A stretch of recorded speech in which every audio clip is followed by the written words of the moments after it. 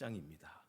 37장 12절에서 20절까지의 말씀입니다. 성경의 첫 번째 책 우리 창세기 37장 12절에서 우리 20절까지의 말씀입니다.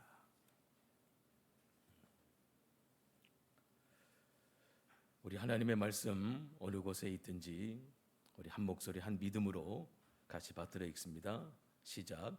그의 형들이 세겜에 가서 아버지의 양떼를 칠 때에 이스라엘이 요셉에게 이르되 내 형들이 세겜에서 양을 치지 아니하느냐 너를 그들에게로 보내리라.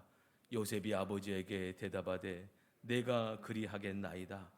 이스라엘이 그에게 이르되 가서 내 형들과 양떼가 다 잘 있는 줄을 보고 돌아와 내게 말하라 하고 그를 헤브론 골짜기에서 보내니 그가 세겜으로 가니라. 어떤 사람이 그를 만난즉 그가 들에서 방황하는지라. 그 사람이 그에게 물어 이르되 내가 무엇을 찾느냐. 그가 이르되 내가 내 형들을 찾으오니 청하건대 그들이 양치는 곳을 내게 가르쳐 주소서. 그 사람이 이르되 그들이 여기서 떠났느니라. 내가 그들의 말을 들으니 도단으로 가자 하더라 하니라. 요셉이 그의 형들의 뒤를 따라가서 도단에서 그들을 만나니라. 요셉이 그들에게 가까이 오기 전에 그들이 요셉을 멀리서 보고 죽이기를 꾀하여 서로 이르되 꿈꾸는 자가 오는도다. 자, 그를 죽여 한 구덩이에 던지고 우리가 말하기를 악한 짐승이 그를 잡아먹었다 하자. 그의 꿈이 어떻게 되는지를 우리가 볼 것이니라 하는지라. 아멘. 할렐루야. 귀한 주일 함께 예배하는 우리 모든 성도들을 주님의 이름으로 축복합니다. 십자가의 능력, 부활의 소망, 성령의 기쁨으로 충만하게 되는 또 주일이 될 수 있기를 주님의 이름으로 축복합니다. 어려움 속에서도 시간은 흘러 벌써 8월의 끝을 향하고 있고 여름의 끝을 향하고 있습니다. 하지만 새로운 달이 시작이 되고 새로운 계절이 오게 될 것입니다. 이 코로나의 상황이 오래 지속되고 모두의 삶과 마음은 힘들어져 갑니다. 세상 곳곳에서 들려오는 소식은 고통스럽고 참 아픕니다. 어서 빨리 좋아져서 정말 어서 빨리 좋아져서 모든 것이 회복되기를 소망하며 기도하고 있습니다. 하지만 여전히 잘 안 보입니다. 그 길이 잘 안 보이고 그 미래가 잘 안 보이고 모든 것이 어둡게만 느껴집니다. 그런데 여러분, 이것은 우리 장로교 최초 선교사셨던 언더우드 선교사님의 기도문에도 나오더라고요.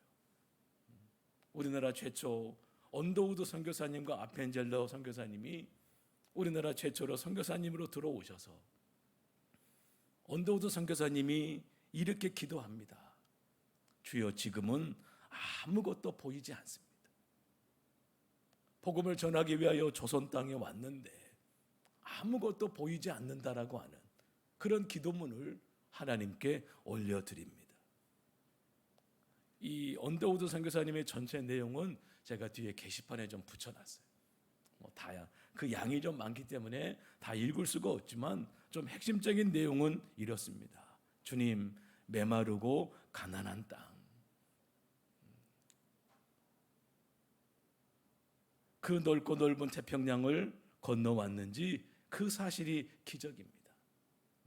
지금은 아무것도 보이지 않습니다. 보이는 것은 고직스럽게 얼룩진 어둠뿐입니다. 의심부터 하고 화부터 냅니다. 조선의 마음이 보이질 않습니다. 그러나 주님, 순종하겠습니다. 지금은 우리가 서양 귀신 양귀자라고 손가락질 받고 있사오나 이곳이 머지않아 은총의 땅이 되리라는 것을 믿습니다. 주여 제 믿음을 붙잡아 주옵소서. 이 땅에 와 복음을 전하며 아무것도 보이지 않는 조선의 땅을 그들은 보았습니다. 조선의 마음이 보이질 않는다라는 거죠. 이 땅이 주님, 이 땅이 지금은 아무것도 보이지 않는다라고 그분은 하나님께 기도합니다. 그러나 순종하며 믿음을 붙잡아 달라고 기도합니다. 아무것도 보이지 않았던 조선의 땅에 와서 복음을 전합니다. 하지만 그들은 볼 수 없었던 하나님의 큰 그림이 있었습니다. 머지않아 은총의 땅이 되는 하나님의 큰 계획이 있었습니다. 복음으로 인하여 하나님의 큰 그림이 이 땅에 그려진 줄로 믿습니다. 우리 교회도 그려주시고 저와 여러분까지 그려주셨습니다. 우리가 그림에서 사람을 그릴 때 마치 어떨 때는 점처럼 느껴지지만 그곳에 하나님이 그려주셨다는 거죠. 우리 옆 사람에게 한번 축복할까요? 하나님의 큰 그림이 있습니다. 이렇게 하나님의 큰 그림이 있습니다. 창세기에 나오는 요셉은 참으로 놀라운 사람입니다. 요셉의 생애에 관해서는 이야기할 것이 참 많죠. 아무것도 보이지 않는 모든 것을 잃어버린 상황에서도 하나님이 그려가시는 그림은 실로 놀랍습니다. 그렇게 될 수 있을까? 모든 것을 잃어버린 상황에서도 하나님이 그려가시는 그림은 실로 놀랍죠. 그렇게 될 수 있을까? 그렇게 역전될 수 있을까? 누가 상상이나 했을까요? 본문의 19절 말씀처럼 요셉은 꿈꾸는 자였습니다. 성실과 정직의 사람이었고 용서와 섬김의 사람이었습니다. 가는 곳마다 형통한 자가 되었고 순종함으로 하나님의 축복을 경험한 자였습니다. 요셉은 이 세상에서도 성공한 사람이었습니다. 성공 이전의 삶은 성실이었고 성공 이후의 삶은 용서였습니다. 요셉은 성실하며 정직하며 하나님을 경외하며 정말 멋진 성공의 삶을 살았습니다. 그런데 가만히 살펴보면 모든 일이 쉽게 잘 풀렸느냐? 그것은 절대적으로 아닙니다. 수많은 고난과 역경을 거치며 아무것도 보이지 않는 상황을 수없이 경험합니다. 그렇지만 오직 하나님의 큰 그림 속에 요셉의 삶이 움직여집니다. 여러분, 하나님이 요셉을 다루는 방식이 요셉의 아버지인 야곱과는 다르다는 것을 보게 되잖아요. 야곱은 요셉을 너무나 사랑하죠. 사랑하는 여인의 아들이요 노년에 얻은 아들이기에 여러 아들들보다 더 사랑합니다. 그래서 무슨 옷까지 지어 입히죠? 채색 옷을 지어 입힐 정도로. 3절 말씀을 보면 채색 옷을 지어 입힐 정도로. 조금 이따가 올려주셔도 되는데. 네. 사랑하니까 예쁜 옷을 입히고 좋은 것을 주고 다른 사람들보다 더 사랑합니다. 여러분 당연하지 않겠습니까? 사랑하기 때문에 더 좋은 것을 주고 더 좋은 옷을 입히고 더 좋은 것을 먹이고 싶은 거예요. 그런데 하나님은 다르십니다. 사랑하니까 어디로 보냅니까? 광야로 보냅니다. 광야로 보냅니다. 채색 옷을 벗기고 웅덩이에 빠뜨리죠. 뒤에 23절, 24절 말씀을 보게 되면 요셉이 형들에게 이름해 그의 형들이 요셉의 옷, 곧 그가 입은 채색 옷을 벗기고 그를 잡아 구덩이에 던지니 그 구덩이는 빈 것이라 그 속에 물이 없었더라. 하나님은 야곱의 품속에 안전하게 있는 요셉을 빼내어 직접 다루십니다. 마치 야곱에게 이렇게 말씀하시는 것 같아요. 야곱, 내가 요셉을 키운 17년과 내가 그를 훈련시킨 13년을 비교해 보자.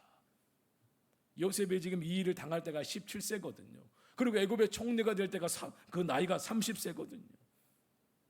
야곱이 키운 17년과 하나님이 훈련시킨 13년을 비교해 보자. 과연 하나님은 믿음의 인물을 만드셨습니다. 그 결과 요셉은 30세 애굽의 총리로 등장하고 야곱과 형제들뿐만 아니라 주변의 여러 나라를 구하는 사람이 됩니다. 하나님은 우리를 사랑하십니다. 야곱이 요셉을 사랑하는 것보다 훨씬 더 우리를 사랑하시는 줄로 믿습니다.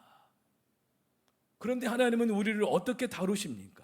하나님께서는 우리를 광야에서 다루시는 시간이 반드시 있습니다. 웅덩이에 빠뜨릴 때가 있습니다. 진짜 사랑하니까 광야로 이끄십니다. 사랑하는 성도 여러분, 오히려 광야를 기뻐할 수 있기를 바랍니다. 성경에는 이런 말씀까지 나오잖아요. 내 형제들아, 너희가 여러 가지 시험을 당하거든 온전히 기쁘게 여기라. 시험을 당해도 광야 가운데 있어도 오히려 기뻐하고 감사하라는 것이죠. 하나님이 사랑하니까요. 하나님이 우리에게 관심이 많으시니까 그렇습니다. 만약에 사랑과 관심이 없다면 내버려 두십니다. 그냥 내버려 두시는 거예요. 하나님이 저와 여러분을 사랑하시기에 여기까지 온 것입니다. 이것을 깨달을 때 하나님의 은혜를 받을 수 있습니다. 우리의 삶 속에서 하나님의 숨겨진 보석을 발견하고 순금 같은 믿음으로 나아가는 우리가 되기를 주님의 이름으로 축복합니다. 오늘의 본문은 이제 하나님께서 본격적으로 요셉을 만들어 가시는 그 과정의 출발점입니다.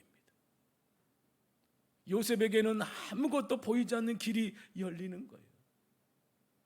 하지만 오늘의 말씀을 통해서 하나님의 큰 그림을 보게 되는 영적 눈이 열리기를 소망합니다. 야곱이 요셉에게 심부름을 시키죠. 양치러 간 형들이 잘 있는지 보고 와라.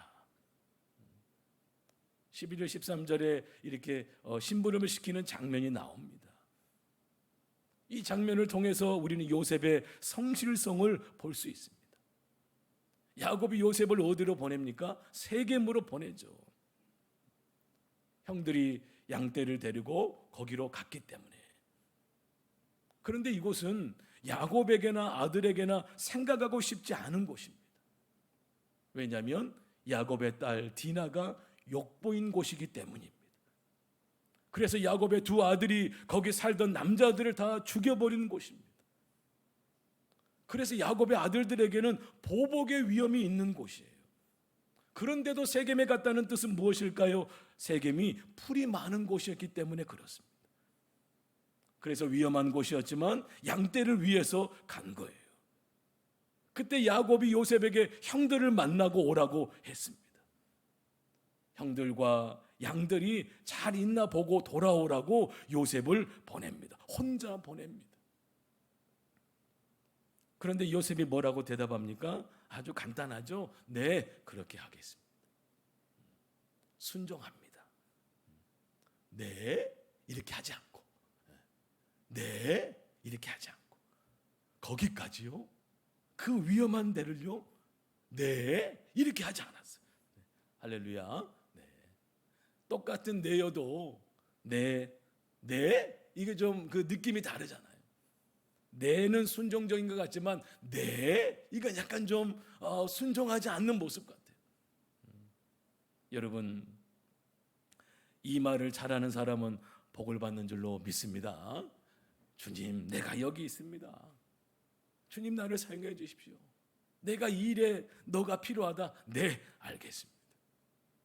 주님, 나를 사용해 주십시오. 이 일에 경일교회가 필요하다. 네, 우리가 순종하겠습니다. 우리 사랑하는 성도들 가운데는 네, 이렇게 하지 않게 되기를 바랍니다. 네. 요셉은 아버지의 말씀에 순종함으로 세겜에 갑니다. 그런데 형들이 안 보여요. 하지만 요셉은 그냥 돌아오지 않고 세겜에서 멈추지 않고 물어 도단까지 갑니다. 참으로 성실한 요셉입니다. 요셉의 성실함은 그의 삶에 계속적으로 가잖아요. 어디에 있든지 이 모습이 변하지 않습니다.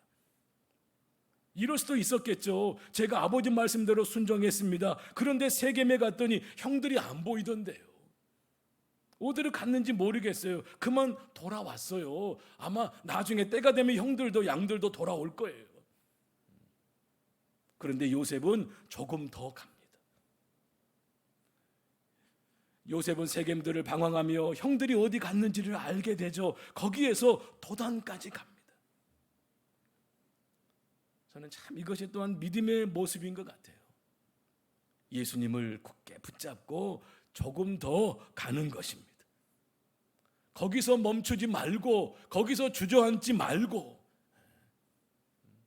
현실이 어렵고 현실이 고통스럽고 현실이 괴로워도 거기서 멈추지 말고, 거기서 주저앉지 말고, 세겜까지 왔으면 됐지 뭐하러 도단까지 가, 그렇게 생각하지 않고 아버지의 명이기에 형들을 찾아 잘 있는지 보고 돌아오려는 것이 아버지의 명이었기 때문에 세겜에서 멈추지 않고 도단까지 가는 거예요.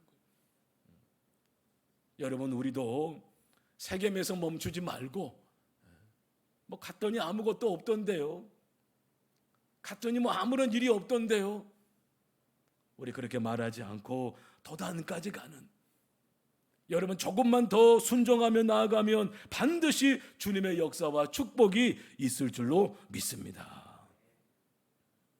그런데 요셉이 도단에 갔더니 전혀 상상할 수 없는 일이 계획되고 있었습니다.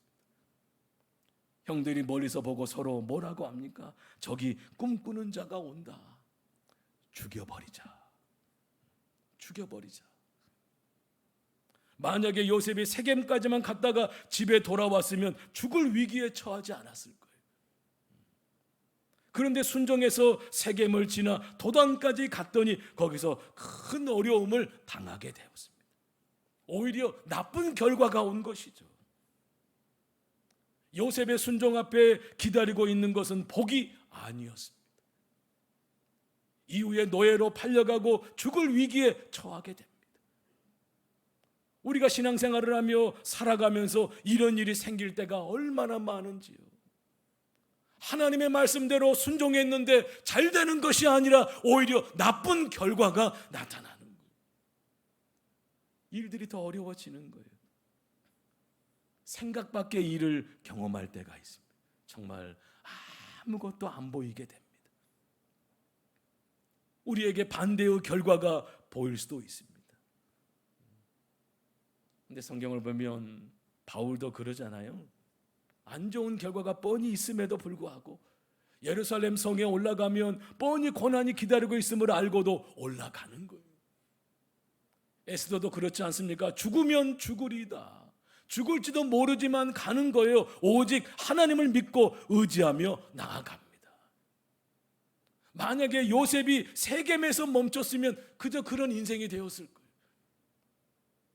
그러나 순종하며 도단까지 나아갔을 때 그의 인생에 하나님의 더 놀라운 그림이 펼쳐지기 시작하는 거예요. 우리는 하나님께서 모든 것이 합력하여 선을 이루게 하실 것을 믿고 나아가는 것입니다. 하나님의 큰 그림이 있음을 믿으며 나아가는 사람이 진짜 신앙인이고 하나님께서 원하시는 사람이에요. 그래야 우리 인생에서 하나님의 말씀 때문에 오히려 나쁜 결과를 맞이할 수도 있습니다. 이것은 실제로 우리의 삶에서 굉장히 많이 접하는 문제예요. 원하는 결과가 아니라 원치 않는 결과가 나올 때가 있습니다. 그렇다면 사랑하는 성도 여러분, 아무것도 보이지 않을 때 어떻게 해야 할까요? 길이 보이지 않을 때 어떻게 해야 할까요? 첫 번째, 어떤 상황 속에서도 하나님이 형통하게 하심을 믿으라. 하나님과 함께하는 자를 형통하게 하심을 믿으라는 거죠. 어떤 상황이 내가 원하는 반대가 되어도 흔들려서는 안 됩니다. 요셉이 성실하게 행했더니 반대의 결과가 왔어요. 죽음의 위기가 온 것이죠. 그러나 가만히 보면 그 속에서도 하나님의 인도하심이 반드시 있습니다. 형들이 요셉을 구덩이에 던졌지만 만약에 물이 있었다면 그냥 잠겨 죽었을 것 같아요. 그런데 마침 물이 없었습니다.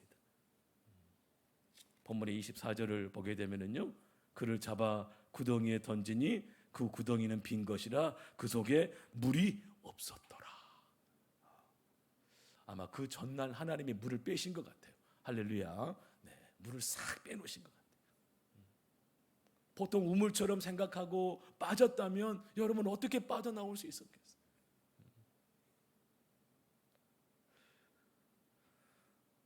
하나님께서는 또한 요셉을 붙드셔서 다른 형제들이 그 유다의 말을 또 듣게 해주셨고, 그때 마침 상인들이 지나가게 되었습니다. 하필이면 그때에.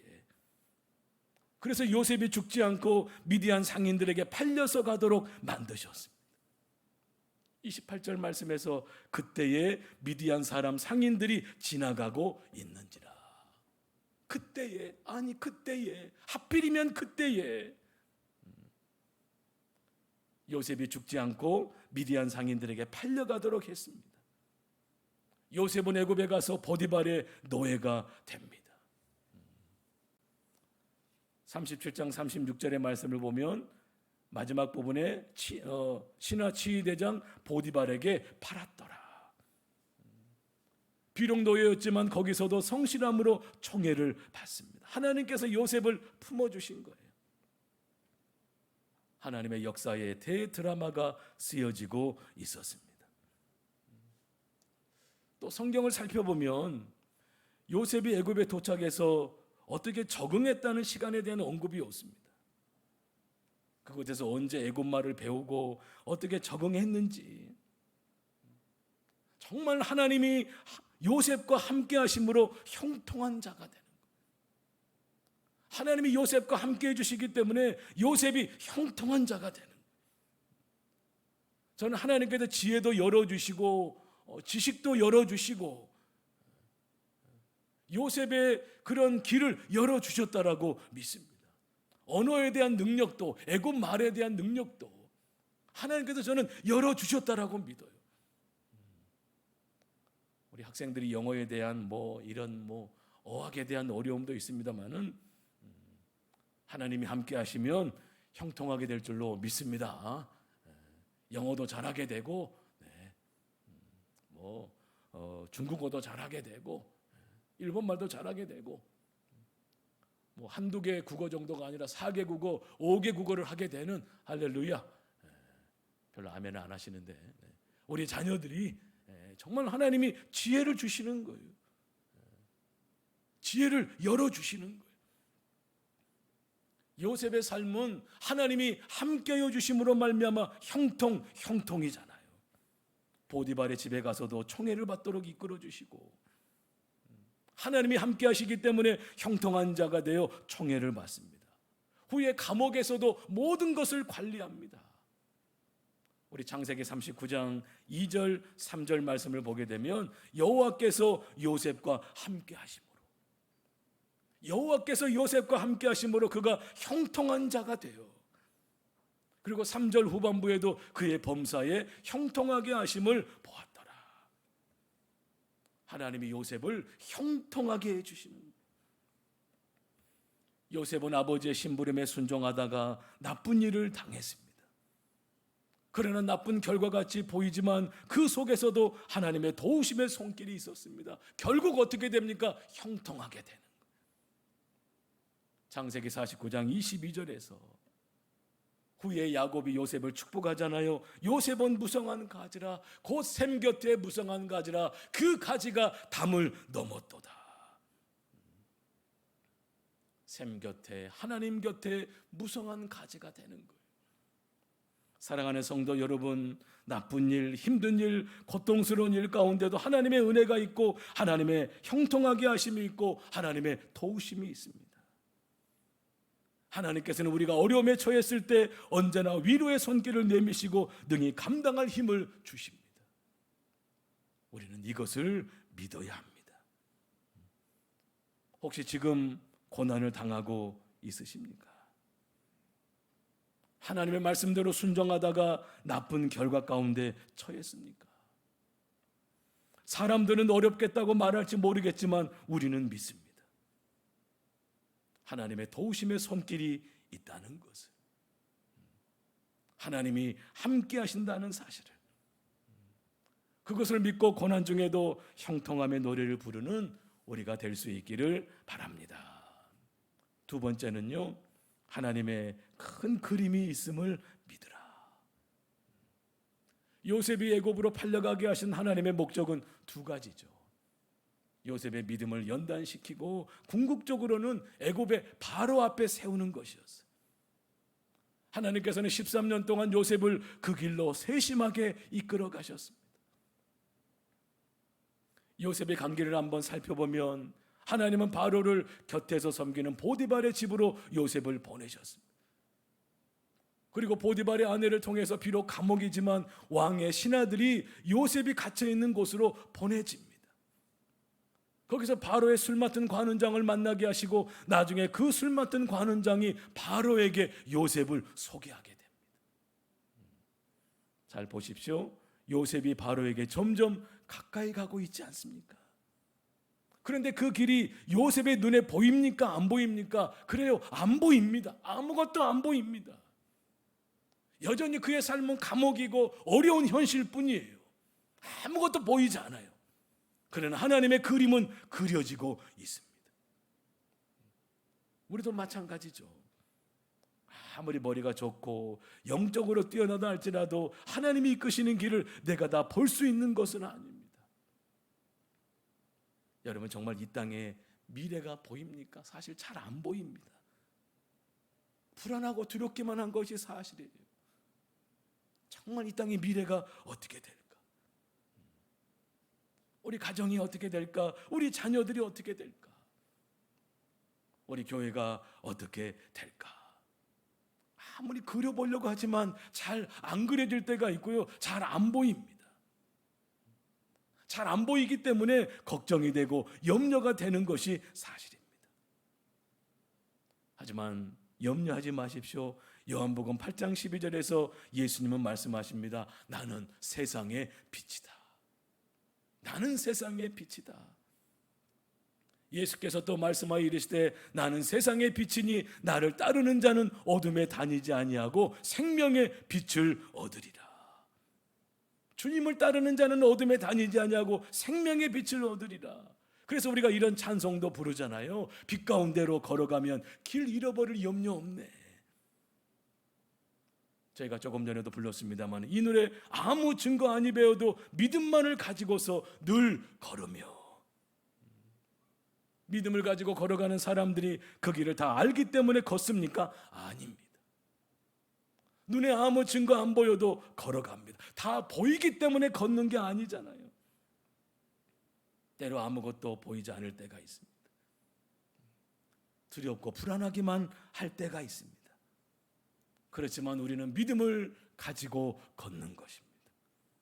무엇 때문일까요? 하나님의 큰 그림 속에서 모든 것이 합력하여 선을 이루시는 하나님이 주실 최후 승리를 믿기 때문입니다. 요셉의 고백을 아십니까? 참으로 멋진 말씀이에요.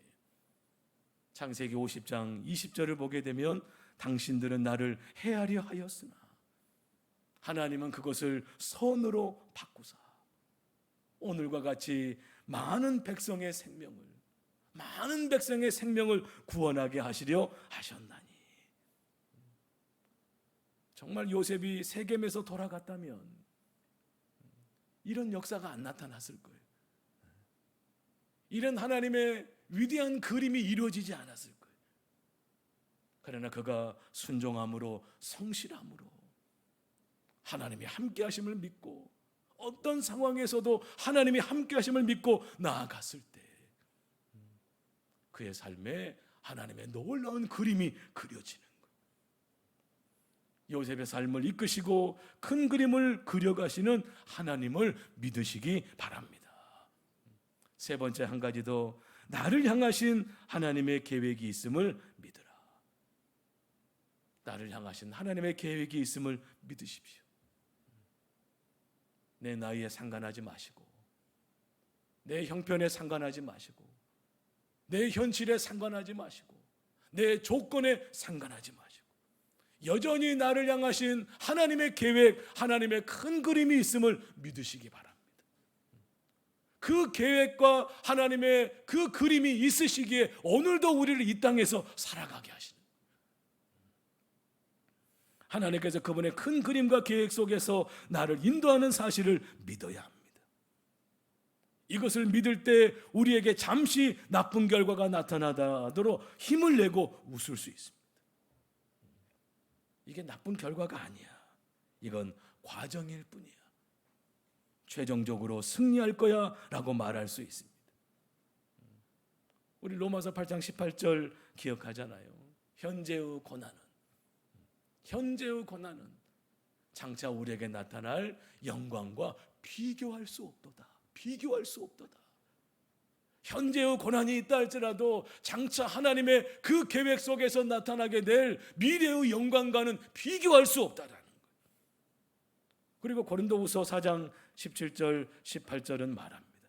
우리가 잠시 받는 환난에 경한 것이 지극히 크고 영원한 영광에 중한 것을 우리에게 이루게 함이니, 우리가 주목하는 것은 보이는 것이 아니요 보이지 않는 것이니, 보이는 것은 잠깐이요 보이지 않는 것은 영원함이라. 그러므로 비록 지금 길이 보이지 않더라도 하나님께서 언제나 우리에게 좋은 것을 주신다는 믿음으로 다시 시작하는 것입니다. 나는 믿네. 주께서 나를 향한 놀라운 그림을 그리고 계심을 나는 믿네. 묻고 싶습니다. 여러분, 무엇이 보입니까? 무엇이 보이십니까? 힘든 현실이 보이십니까? 내가 싫어하는 사람이 보이십니까? 나를 미워하는 사람이 보이십니까? 때로 높은 데를 올라가는 것을 우리가 좋아하죠. 뭐 산이든지 어디 가서 구경 가서 전망대든지 높은 데로 올라가는 것을 좋아합니다. 왜요? 거기서 그 위에서 바라보는 전경이 놀랍기 때문에, 그 그림이 대단하기 때문에. 때로 내 인생이 아무리 높은 곳에 올라가도 안 보일 때가 있어요. 보이지 않을 때가 있어요. 하지만 여러분, 이렇게 대답했으면 좋겠어요. 하나님의 그림이 보입니다. 하나님이 준비하시는 역사가 보입니다. 사랑하는 성도 여러분, 뭐가 보입니까? 여러분의 인생에 뭐가 보입니까? 사랑하는 청년이요, 사랑하는 학생들이요, 여러분의 삶에 뭐가 보입니까? 아무것도 안 보여요. 너무나 답답하고 캄캄해요. 이렇게 말하는 것이 아니라 하나님이 함께 하심을 믿고 하나님의 그림이 보입니다. 하나님이 준비하시는 역사가 보입니다. 우리 경일교회를 위해서 준비하시는 하나님의 역사가 보입니다. 우리 자녀들을 위해서, 우리 사랑하는 성도를 위해서 준비하시는 하나님의 그림이 보입니다. 눈을 들어 바라보며 나아가는 우리가 되기를 소망합니다. 정말 먹구름 뒤에 태양이 있듯이 하나님이 계심을 믿고 나아가는 것입니다. 우리가 해야 할 일이 무엇일까요?